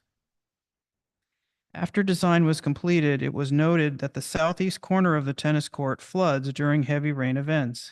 After investigation, it was determined that water is coming down the east slope adjacent to the tennis courts from pipe drains related to the building structures above. To mitigate this, we are proposing to install an infiltration trench for approximately 150 feet along the edge of the asphalt to capture any excess surface water and prevent it from flooding the tennis courts. In addition, the two known pipe drains will be piped down the slope and connected to the infiltration trench. This will properly convey the stormwater from above the tennis courts and will prevent future erosion. This scope of work is anticipated to be added to Stremler Gravel's contract as a change order. This repair will model the infiltration trench that was installed along the north wall of Barn 8 in 2021 that has worked well to prevent annual flooding. For this project to move forward, we are requesting change order funding in the amount of $302,615.38, $295,615.38 per the summary dated February 9th for the construction portion, and $7,000 allowance to install an infiltration trench to prevent water from flooding the tennis court. I propose that the board authorize $302,615.38 from SURF as change order funding for construction to Capital Code 9723.05 and authorize the general manager to execute SVCA's standard construction contract with Stremler Gravel for completing the proposed repairs to the tennis court. Any questions? Yep, Sonia? I would like to make a motion to remove the dog park from this estimate because I question whether or not that's the right location for a dog park. And what you're talking about in here is spending $15,000 to basically redo the dog park that is immediately adjacent to what's going to be a new tennis and pickleball courts. And so you got all that dog poop and everything right there. That maybe is not the best location for that. If we're going to spend the 15,000, seems to me that we would maybe evaluate that maybe there's a better location for that. And just put it somewhere else. Maybe talk with Mike or even talk with people that go to the dog parks and stuff. Yeah, my guess, they probably included that dog park because they're probably going to tear it up doing the work on the tennis. That's right. So That's that's it. probably why they put it back there, but you're thinking there might be a better location for I'm thinking that? if we've got to spend the money to do new fencing and a gate, because I have gotten feedback during the Valley Fair, there were a few people that commented about how nasty it is for it to be right there at the tennis court, pickleball court area. Two different people that had dogs mentioned that there's area, and I'm not familiar with it, but somewhere over more, towards the other end of the parking lot where not at the community gardens, but near that area somewhere as you're going towards the adult center. I'm not really familiar with all of that, but I just feel like there's maybe a better location for the dog owners and for the people that are playing, pickleball and tennis. Well, it was something that was definitely, voted on, approved and everything else by a prior board. So I think if it's going to have to get torn out because they're working on the tennis courts, it's something we should look at and the community should know. Long-range plan.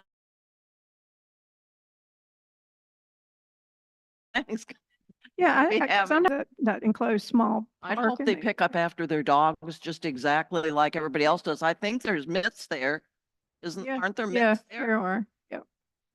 They don't So- pick up there. So the only problem I see right now with removing this from the bid would be that it's already in their bid, right? So they've included that, they're going to damage that and they're repairing it as part of the process of the bid. Now to ask them to remove it would require us to put it back out to bid to remove the fencing because I'm not sure what all they had in there, but I know there's fencing, the gate. I'm sure there's some grading going to take place. Once for they, that timing. This is all just replacement cost. That doesn't have anything for demo in here of that. It just is all replacement cost. Replacement of the fence, it has to replacement of the come gate. well, Yeah, once, but- That's included in the once price. they pull it out, does it really matter if they put it back in the same spot or it shouldn't No, but cost we should- anymore? I mean, you can look at that. That's definitely probably a good idea, is move it away from We just there. need to make the motion different, like to be rebuilt at a to be determined location or something. At a, Mm, at a possible, Yeah. at a possible location to be determined. Yeah, the location that Sonia is referring to is the best landscaping that we have in the association. The garden around the library has been maintained by a group of volunteers for the last 8 to 10 years, and they've invested a lot of time and energy into it. It was also professionally landscaped before they began. There's quite an intricate design in that garden, and it folds around the library towards the bridge that was replaced on the golf I course. just threw that out there. I said I wasn't familiar. Right. with the I know, location. I get that, but the other area is the athletic field, which obviously you don't want to play soccer in the same place where you've got dogs running. So really when you consider the recreational corridor, that's one of the few places that is available. I mean, I walk that area a bunch as a break from my office duties, and it's hard actually to visualize it anywhere else. Excuse me, I think part of the location might have been, I'm just thinking out loud, is maybe because you could put your dog in there and then play tennis, I don't know. I haven't seen them used that much. I'm not sure they get used a lot either. Yeah. I don't know. That dog park is actually better maintained in terms of owners picking up poop than the one at the marina. And I think the reason is because it's a more contained area. Because at the marina, your dog gets far away from you, and if it, makes a contribution and you don't see it, you can't pick it up, right? But there in that smaller park, and it's for smaller dogs, so smaller dogs, smaller poop piles, but most of them are picked up. There's not the same problem that you see at the marina with accumulated excrement. I get it that they ruin the grass there, and the little dogs, dogs stink, all animals smell a little bit, but as places go, that's like I said, if I could think of another place to put it down there, I would suggest it, but I really don't. We can look around on the 22nd. There you go. Yes, so currently, right now would be my suggestion that we would, because this thing has been out for a couple of years, right? And this is a final bid, right, third time, I think, we need to proceed with it. I'd hate to delay it now because we need to find a location for the dog park. Well, that could always be a change order.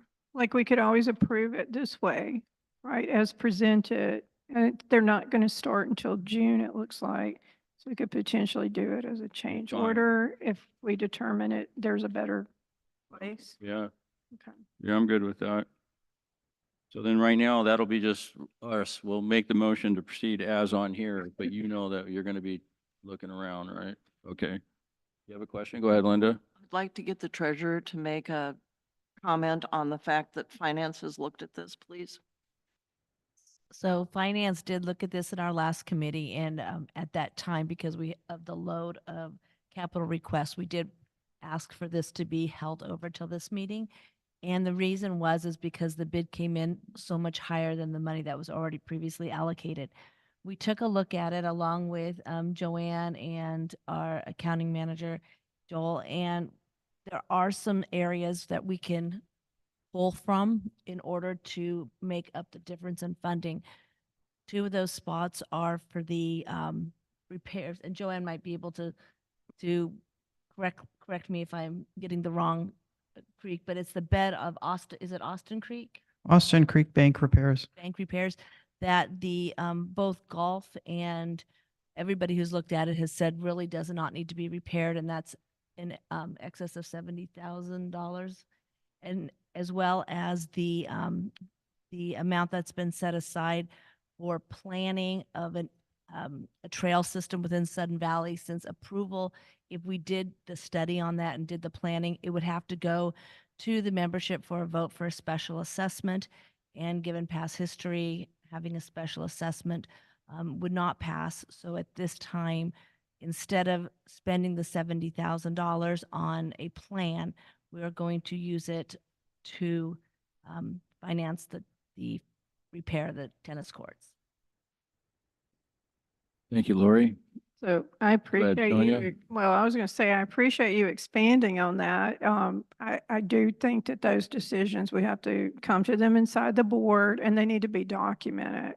So the future boards will actually see where those decisions are. I'm not necessarily, I want to be really clear, I'm not just necessarily disagreeing with anything you just put forward. I want to make sure that whenever like something is in process, it's been planned or whatever, that we document correctly what we're doing with it. If we're deferring it or we're just completely not addressing it. Same thing, it's like the trails, for instance. That's something that comes up all the time with the community, and which is why it came up. But I will tell you, I don't disagree with that take on that. It's very costly once we started looking at that. And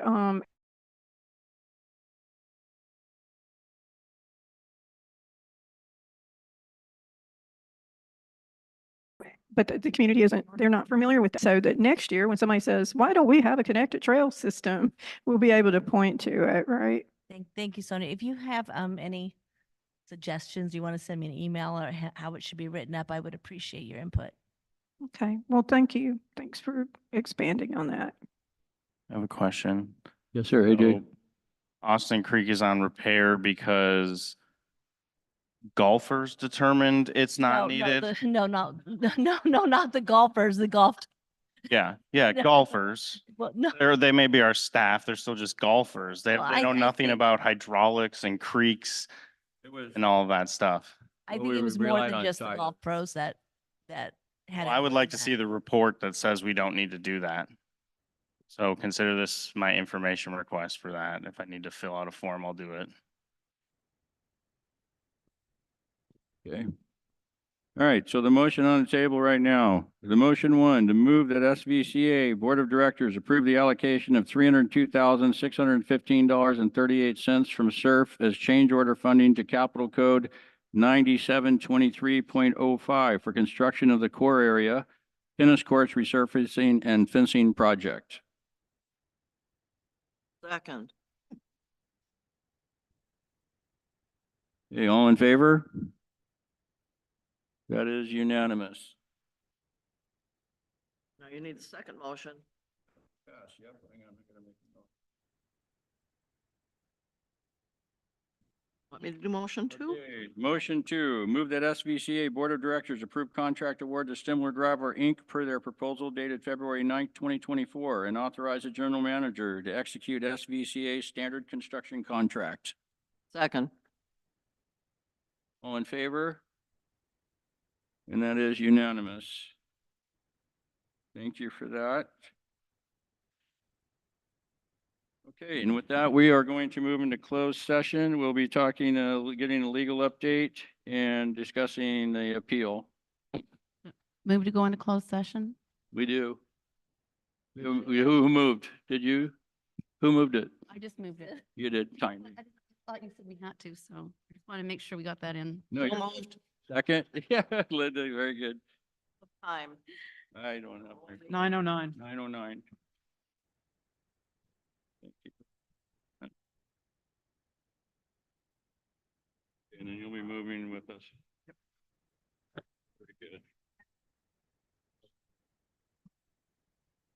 Very good. Rob, are you gonna be okay to get around? Yeah.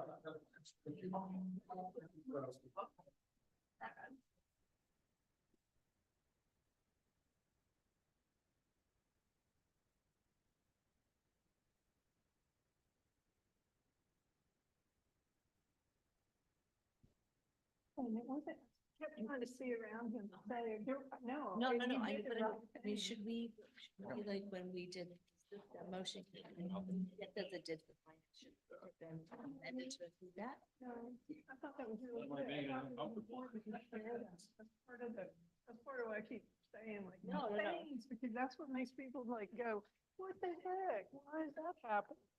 I don't disagree with it. No, no, I mean, if there's something I can do. Oh, no, that was Just some hold of on, it. ladies. It wasn't me.